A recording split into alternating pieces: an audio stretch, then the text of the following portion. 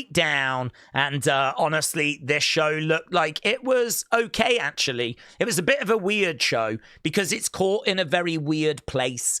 It's trying to promote John Cena's final match. It's trying to promote some NXT matches that don't really mean much. They're showcase matches. So they haven't had much in the way of a build. They haven't really had any build whatsoever. So this show needed to promote Saturday night's main event, but it didn't have much that it could really get its teeth into. So it was a little bit of a mixed bag of promoting that, but also trying to provide a SmackDown, a normal episode of SmackDown. So obviously we had like the open challenge still. We still carried on with Zelina and Alistair against the Terror Twins. And so we had other things to get our teeth into. I actually thought that this was, as a result, very watchable. I don't think it's a classic episode. I don't think it's an episode we're necessarily ever going to go back to and revisit. But I thought that it was perfectly fine for a Friday night. Probably thinking like a 6-5, somewhat along those lines. Not down on it, not high on it. I actually thought the main event might have just dragged that score down a little bit. We're going to have a look at that when we get to it. But let's have a little walk through the episode, shall we? So Nick Aldis invited Drew McIntyre to SmackDown, but Drew said that he was not going to come because it's an unsafe working environment. I feel like every wrestler in the history of WWE could claim that it's an unsafe working environment. So there was no Drew, which was a big frustration to Cody. But I think that's good because it obviously allowed Oba to come down. Now, Oba is going to be facing Cody Rhodes at Saturday night's main event. This is the NXT champ taking on the WWE champ. And I really like this segment. I mean, it was great for Oba to show how he fits on that main roster. And he really fits. He looks so good out there. Like, he didn't look out of place. You can see size-wise that he actually looks pretty good standing opposite the WWE champion. What we said during our watch-along is if you didn't watch wrestling, here's a guy with a belt that's taller than this guy over here. It feels like this is the underdog. It feels like this is the guy that's trying to conquer the beast, try and climb the mountain, right? Obviously, we know it's different than that. We know that's the guy, and that is the head of developmental. That's the champion of developmental, right? But the point is, he does not look out of place in that ring.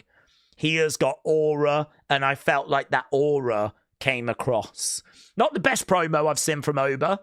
It was fine, but I've seen him deliver some fire promos, some really good stuff. This one, I didn't feel quite got to those levels.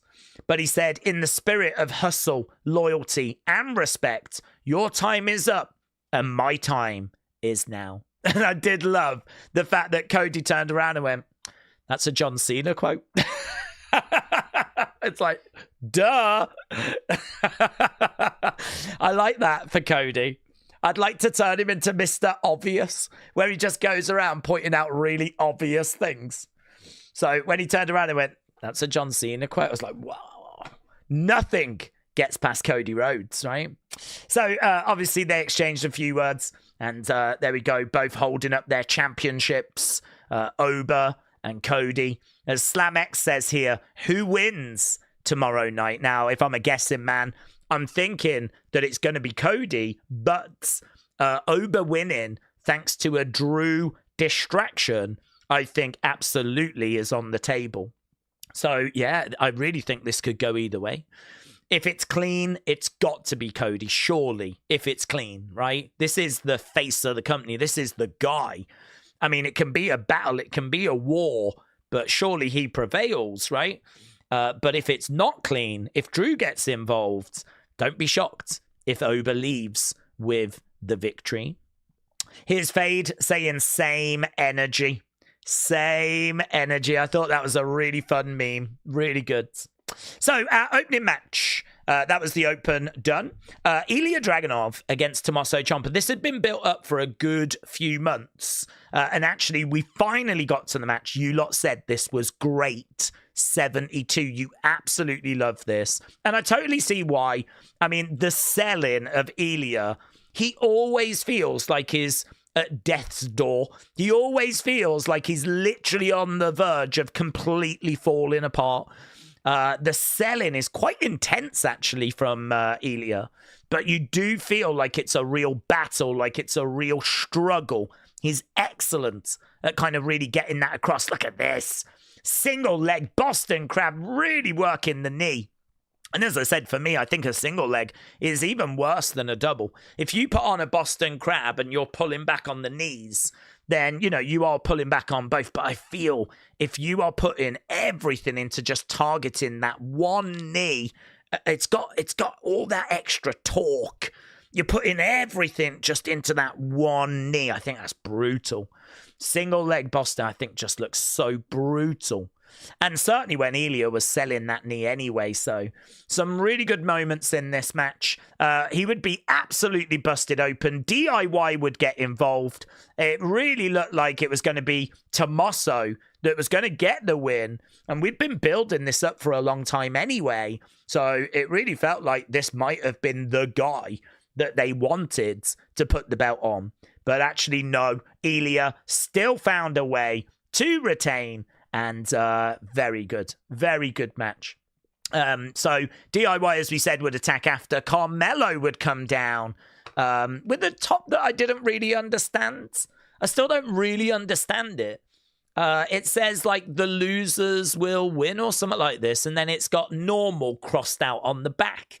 So I'm not sure what that's in like relation to. Wasn't a big fan of the slogan. I didn't think it was that great, but I don't know, maybe it's just a fashion thing. I'm really not sure. But anyway, he came down to help Ilja, which was weird because Fraxium said they would help and there was absolutely no sign of them. Ilja bumped into Fraxium just before this match and then they just flipping disappeared. Fell into the Narnia or the Shadow Realm. I have no idea where they've gone. The black hole that is creative. They fell into the creative black hole. So I have no idea where the flip they went. But SlamX here just putting on the list of the people that Ilja has beaten now. And what a list. Sami Zayn, Axiom, Nathan Frazier, Aleister Black, Johnny Gargano, JD McDonough, Carmelo Hayes, Tommaso Ciampa. What a run he is on.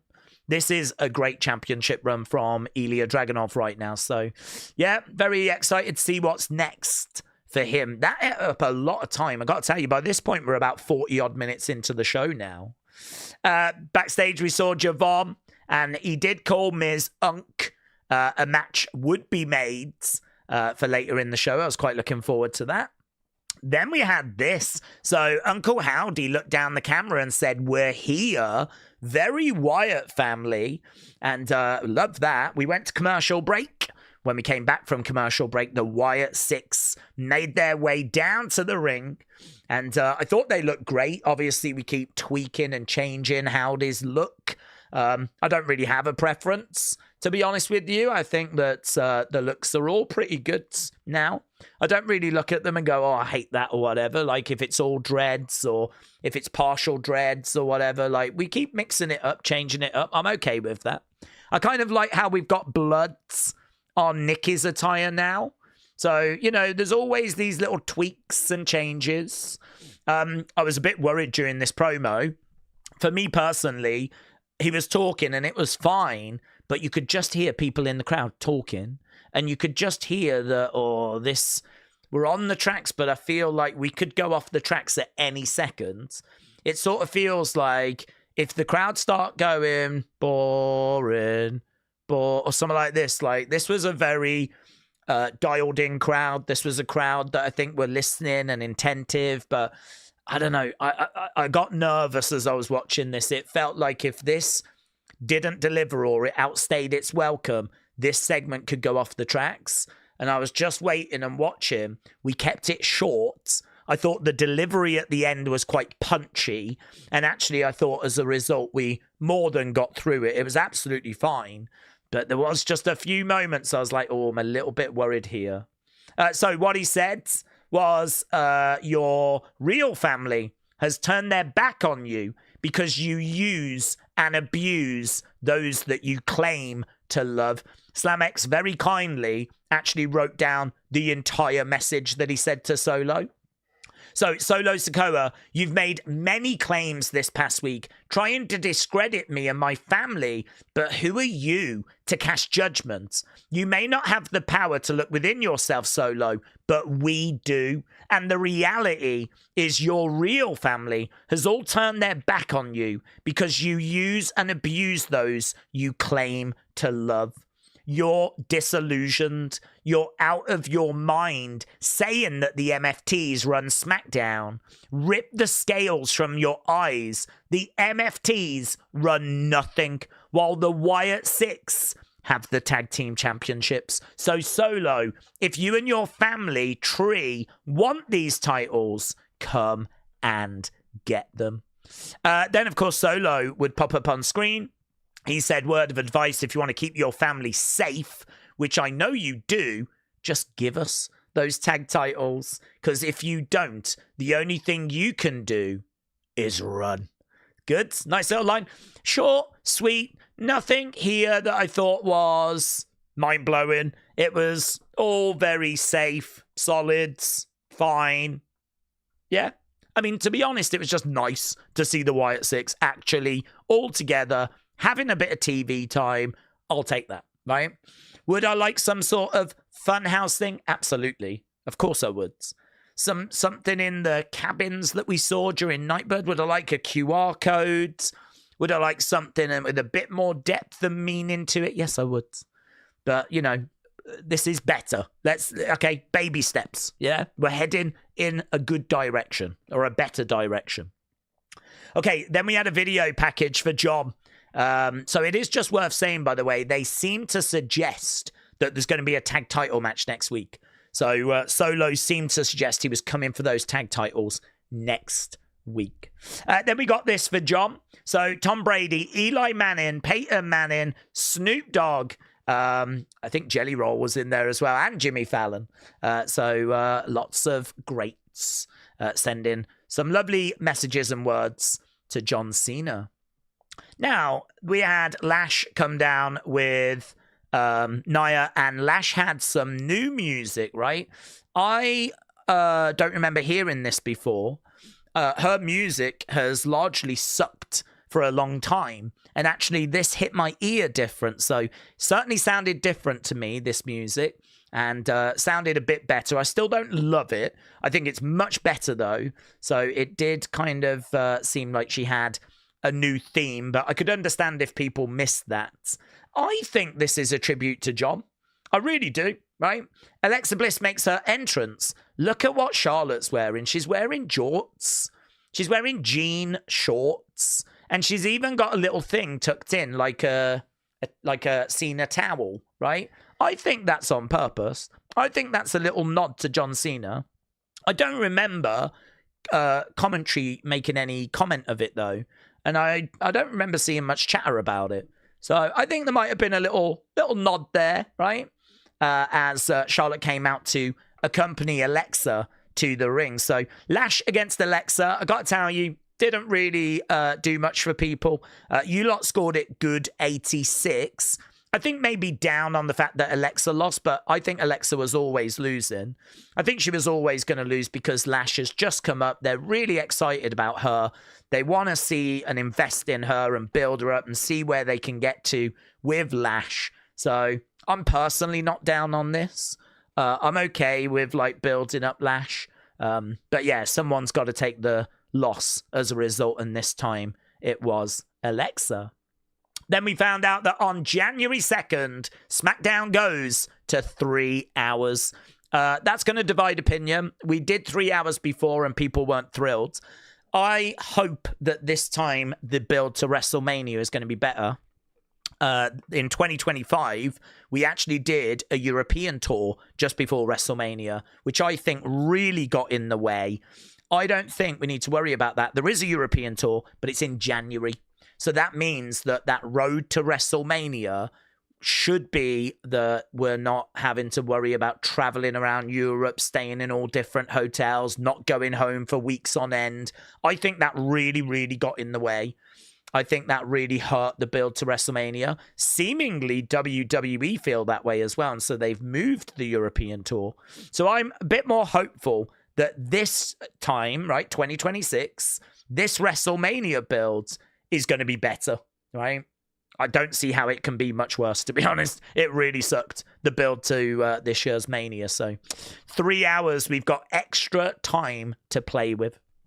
Okay, WrestleMania commercial featuring Jade Cargill. At this table, I'm that. And I don't know what that word is because they've taken the letter out. But there we go. Jade getting her own WrestleMania commercial. That then took us over to our next match. Match number 3. This was The Miz against Javon. Javon getting the win here. Looking really, really good in this match. Not the best I've seen Javon. I think they're trying to save a bit for tomorrow, of course. Him and Leon are going to cook. They are so good. Taking on AJ and Dragon Lee as well. I mean, that match is going to bang. That is going under the radar because of it being John's last match. But so excited for that. But yeah, Miz doing a 5-knuckle shuffle. This was The Miz getting a chance to pay his respects, which was very, very cool. And Javon Evans beats Unk Miz. It was an easy dub, says Crispy.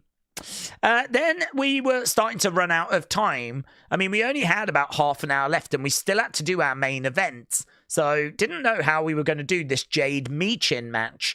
We got our answer. We weren't, right? Backstage, Rhea, Jade bumping into each other. That definitely feels like foreshadowing for the future. But Jade would go on and attack Michin in Gorilla. Looked like she actually dented and broke a bit of the wall. Doesn't really matter. Easy to replace. But she did chuck Michin around in the backstage area.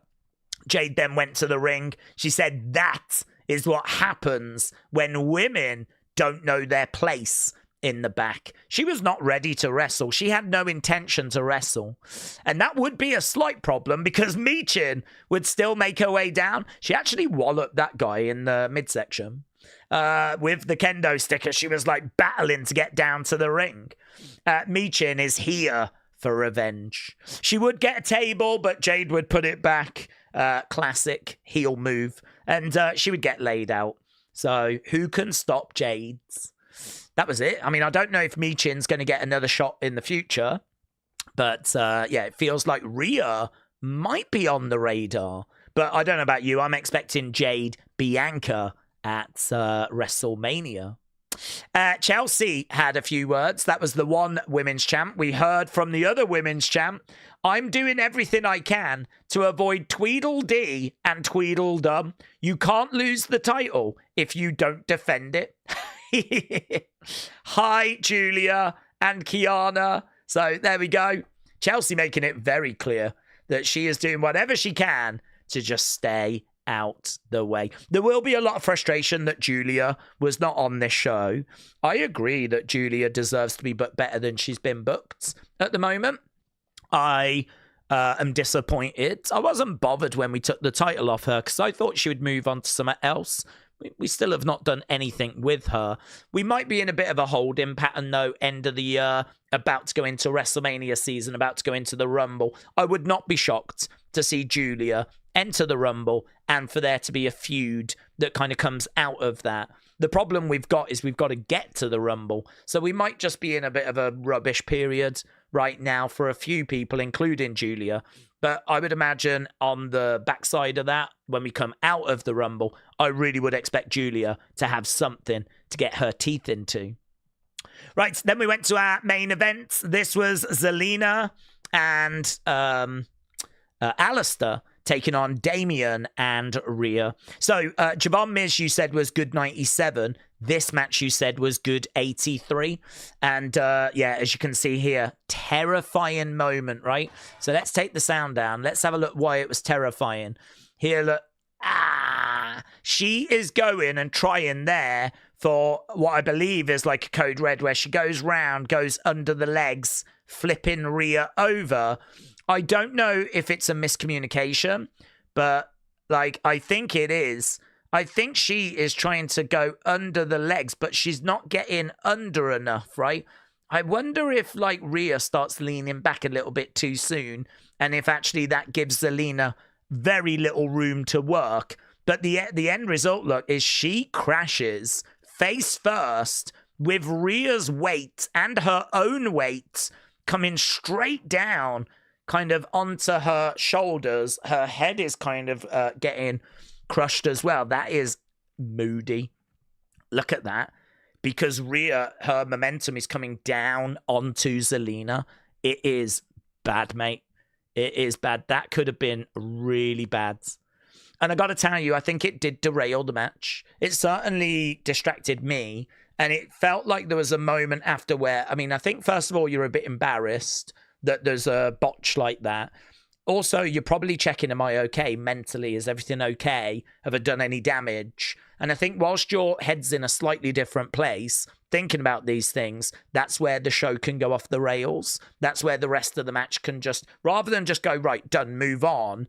If you are thinking about this, that's where the spots that follow then look a little off. And actually, there was a little degree of that. But you can see why. I mean, I think that this is a bit unfair, actually, to put Zelina in this spot in a main event. There's no live events anymore, right? These two have not been able to work on these things. Back in the day, they would have been doing live shows, house shows, working these things out. They would have had about 5-6 matches before getting to the TV match. Now you've just got to go in there cold. Now you've just got to go in there and do it. And, you know, Zelina is also a performer that WWE has been very hot-cold with. Sometimes we use her, sometimes we don't. And so, you know, she's got to just go out there and perform. And that is so hard. It is so hard to go out there and just go and put on a banger, you know? I mean, I think the odds were stacked against this being a good match, honestly. I think the odds were stacked against this thing delivering because I don't think we set it up quite right. And that's just a downside of us not doing the kind of house shows and live events that we normally do now.